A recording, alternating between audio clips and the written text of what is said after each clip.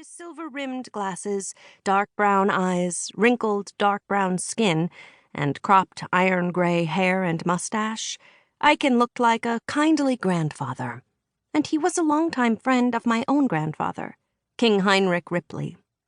The 60-something Aiken was also a wealthy plant magier, whose estate was within spitting distance of the Morton border.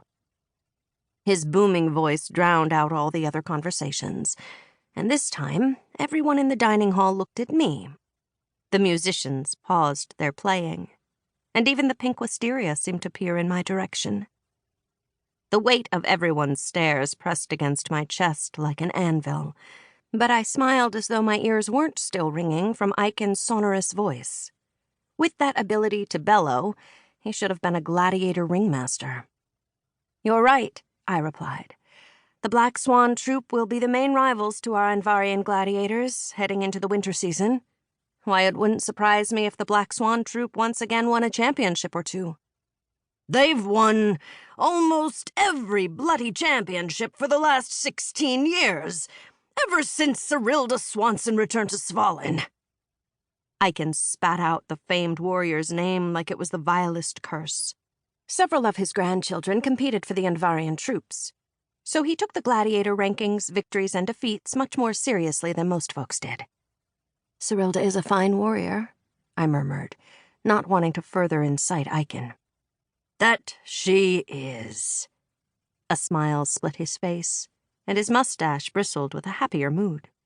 "Did I ever tell you that I once saw Cyrilda herself compete? I did. It was against a Morton troop, and she wiped the floor with every gladiator they set against her."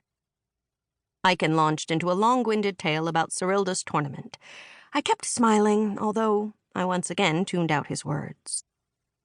As Princess Gemma, I was a traveling ambassador for the Ripley royal family, responsible for maintaining good relationships with wealthy nobles, especially those like Aiken with strategic holdings near the Morton border. For the last 3 days, I had been visiting with Aiken and his family at Oakton Manor, oohing and awing over his impressive gardens and charming and ingratiating myself with everyone, from the wealthiest lady to the newest servant. Today was the grand finale of my visit and included a luncheon with dozens of nobles, merchants, and guilders from the nearby city of Haverton. The actual luncheon had ended 30 minutes ago, and now the guests were indulging in some more wine before taking their leave to get ready for the ball tonight. A few weeks ago, I would have enjoyed whiling away the afternoon with idle gossip, picking up information and seeing who I could convince to keep me abreast of the goings-on in Haverton, so I could expand my network of unofficial spies into this corner of Andvari. Not anymore. Now every hour that passed increased the threat to my kingdom. I still can't believe she defeated a group of Morton soldiers. The stories must be lies. She's a princess, not a warrior. She can't possibly be a mind magier, otherwise she would know exactly how ugly I think her dress is. I kept my smile fixed on my face, as though nothing were wrong and I couldn't hear what everyone truly thought about me. The nobles were right and wrong. I might be a princess, but a few weeks ago I had defeated a group of Morton soldiers. As for my being a warrior, well, that was debatable, but I was most definitely a mind magier who could hear each and every one of their deepest, darkest secrets.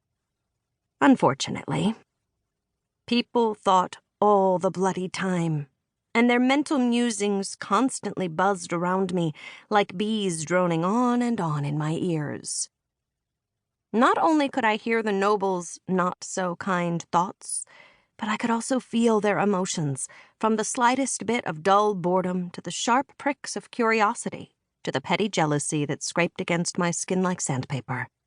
Lady Kendra really did not like my dress, and the disgust rolling off her was strong enough to make my own stomach churn.